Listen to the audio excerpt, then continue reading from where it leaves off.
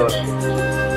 Dobrodošli želim i takmičarima, naravno za razliku od gostiju i nas organizatora, njima želim i uspjeh u prvom otvorenom prvenstvu u preciznom sledanju paraglajderom na cilj koje je organizovalo naše vatrogasno društvo Sveti Arhangelsk Gavriilo.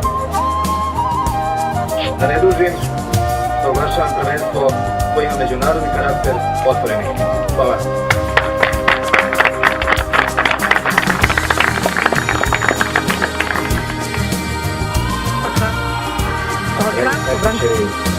Vaš kolega Branko Janković, inače sportski direktor vatrogasnog društva Sveti Arhangelsk Gavriilo.